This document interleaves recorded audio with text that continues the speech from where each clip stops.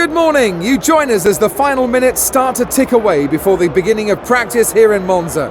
The teams are working furiously on the cars, making last-minute adjustments before they get out on track. Some fans have commented that this track isn't as difficult as it once was due to the recent track modifications around Parabolica. The Parabolica is a demanding high-speed corner, and in the past, drivers were known to stray into the gravel trap. But around the edge now is a strip of tarmac, so if a car does go off the track, they should be able to recover. One of the most famous corners here at Monza is the Variante del Rettifiglio, the first corner chicane. It's been the scene of so many first-lap incidents over the years, and I think the teams will be holding their breath, hoping that they make it through that corner cleanly at the start today. This is such a tricky corner to find the right braking point for. You approach it around 220 miles per hour down the main straight, then scrub off 170 miles per hour in just over 100 meters. It's very easy, therefore, to overshoot and end up driving through the escape road.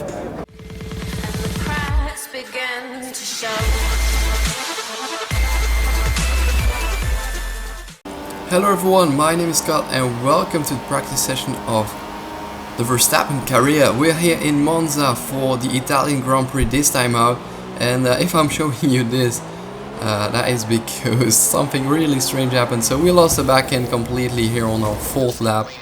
I don't know why. I thought we had a lot more grip at this point, but apparently we hadn't. We completely took out that Rolex banner, and I thought, you know what, I'm just gonna take the car back for once to the pits, and that's the moment at which the Marussia of Stevens just came into us, and there at that point you can see the Red Bull goes into the Marussia and he just mounts us. I mean, if you look at it, it's all Stevens' fault, but I thought at that point that it was pretty funny to watch, and unfortunately I didn't rewind just quite quick enough, but you can still see how he just mounts me. Look at that, he's just completely on top of me. Real dangerous move in real life, but it's just a game, so yeah, pretty funny. But now we are in the qualifying session and it's wet. I really wouldn't have liked that at Monza if I could have chosen that at the start, but yeah, what can you do about it? It's one-shot qualifying in the wet at Monza after a dry practice session. Really difficult to master the car in these conditions because Monza is pretty much a stop and go track. You just put the power down for every kind of straight place to get as much speed as possible. Still, we are in P7 at that point, and we are even in P1 just in middle of the chicane. But yeah, now coming around this corner, following Hamilton.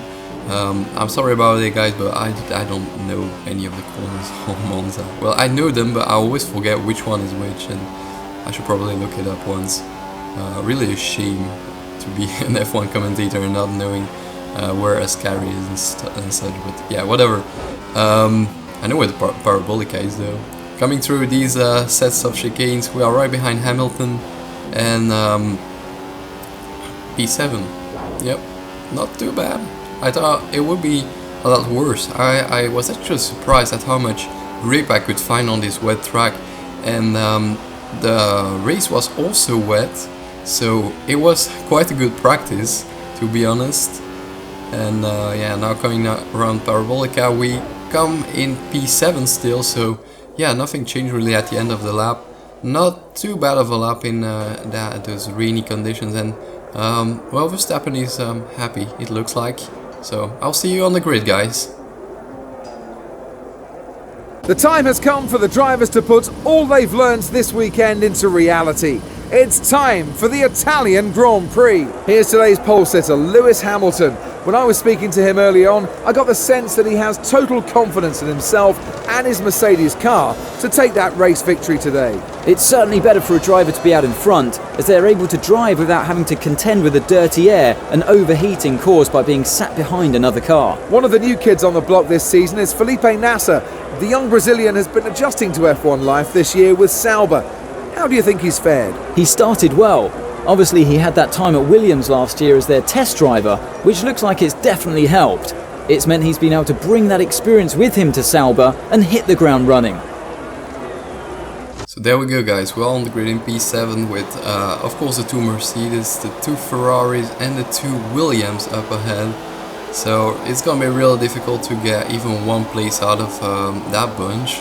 And we get a terrible start with Grosjean and Ricciardo coming in front of us, and even Sauber of Nasser gotta look down our inside there. We tapped Grosjean and we even tapped Nasser, and yeah, now we get a bit of a slow start here, spinning the tires, but as you can see behind us, everyone has a much worse start of that chicane. I mean, not a start, but I mean, has worse grip, let's say. So everyone is going off, and you can see that we are much more slow than the AI is, and all that damp coming off the track, it's really nice to see all that water getting sprayed in the air. And well, we kind of cut the corner a little bit there, but you can see the Force India and the Sauber crashed into each other there. So really odd to see that there, the AI just tangled into each other. And we see Grosjean start, who of course has got a better stat than us. Well, what can you expect from the AI?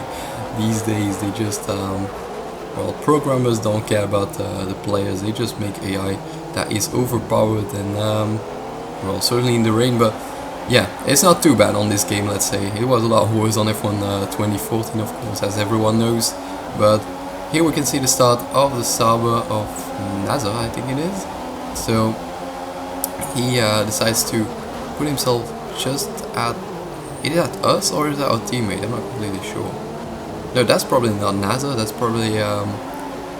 wait, Ericsson, or what is it? I'm not sure.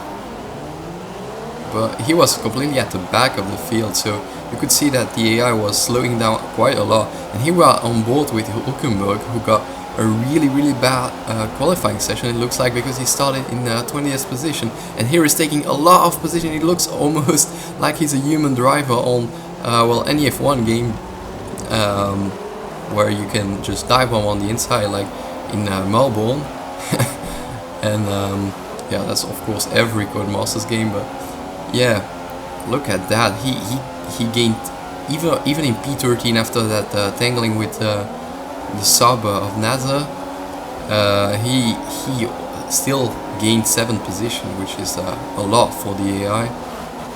They mostly just go in the train and can't really do anything about it. I think we're there on the inside of the Sauber there. You can see well, you can't see it, but you can imagine that we cut the corner a little bit, and here we can see how the Sauber tangled up with the Force India. He kind of let me too much room, and that's how he had to force well, the Force India of Hülkenberg on the gravel trap there. But 2 laps later we go down the inside of Grosjean finally, and we take 8th place. We're still 1 place down on our starting position, but as you can see, Ricciardo and Massa are going quite slowly up ahead. I think Massa was holding Ricciardo up massively, which is kind of weird, thinking that Massa is in a Williams with a much better power unit than the Red Bull, of course, running with that Renault engine. But 2 laps later, we go down the inside of Ricciardo. It was a really slow race, but still quite nice to play, because well, the moves were slow, but I was able to get position all race long, so quite nice to do. And here Grosjean, well, after our little fight with Ricciardo, he decides, you know what, I'm gonna go down the inside, and it kind of worked, but afterwards we outbrake both of the AI cars. Ricciardo going really slowly into the entry of that chicane, and we just went past both of them, even though we kind of like cut the corner a little bit. It just worked. So here we can see that we try and go around the outside of Ricciardo, but that's just not gonna work in the rain. We kind of lose the back end, which lets Grosjean back through, and then for the next corner we're just gonna brake so late to try and get some position. You can see here how we first got the outside line, but then we decided, you know, we're just gonna go for the inside, because Grosjean didn't protect his position. But yeah, now lap 9, as you can see, we are quite far into the race. We didn't do any pit stop this race because it's not needed in the rain. And I must say, compared to the other yeah, we kinda cut the corner there. I don't know what I did. I was kinda outbraking myself or something. I'm not completely sure what happened there. But yeah, it's at this point that they only started to wear off the tires. So in this game, not too bad, the intermediate tires. Not like in some games, and certainly not in these conditions. I mean, it was really intermediate tires all race long. And as you can see here, we certainly P4. So what happened there is that Vettel was leading, well, not leading, he was in front of his teammate, and Kimi Räikkönen wanted to scrap of that battle. The Tifosi must have gone nuts at that point, because the two Ferrari drivers are racing each other. And here what happened? Kimi Räikkönen just turned into Sebastian Vettel too early, and unfortunately I couldn't get any better views than that. And you can see they just go into the pits and they block each other, and that's a very annoying glitch. But Felipe Massa is trying to get that P4 from us, and he's doing everything he can. Of course, as always, just as in China, he tries to get the move done on the last lap, so we can't do anything back. And we are not gonna let him through this time, so we tuck in behind him, try and get slipstream, brake very late on this corner. We kind of cut it, but in the end we do lose the back end, which lets Felipe back through. So we go back in behind him, a little bit of dirt there, which makes us go a little wide, but it's not too bad on this game. There are much worse games than this one. So we are still in the slipstream. Of course, it's very powerful in this game, and certainly in Monza, where